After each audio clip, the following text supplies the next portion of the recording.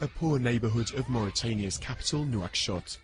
Habi and her son don't have much, but even so, it's a lot more than they used to have when Habi was a slave to an Arab family. 2 years ago, an organisation campaigning against slavery rescued her from her former masters.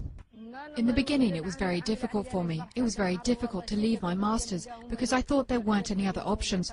I just couldn't imagine I'd be able to live without them. Biram Ould Abaid works for the NGO in question, SOS Slaves.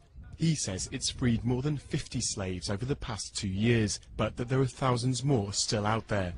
The slaves are mainly from the ethnic community known as the Harratine, a group oppressed for 800 years in the region, so long that slaves too often simply accept their fate as an inferior caste. Quand on parle d'esclave en Mauritanie, c'est quelqu'un qui est né esclave, c'est-à-dire qui travaille sans salaire. When you talk about slaves in Mauritania, you're talking about people who were born slaves.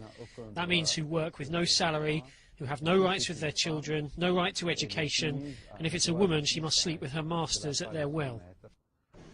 Messaoud Ould Boulker is ethnically a Harratine.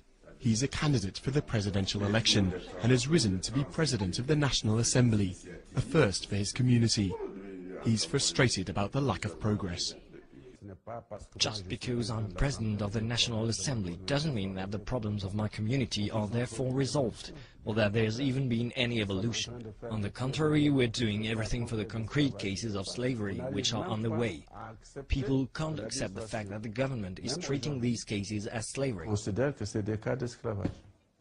Slavery was officially outlawed in Mauritania in 1981, but it only became a crime to own slaves in 2007. Theoretically, the offence holds heavy punishment, but in reality, nobody has so far been sentenced.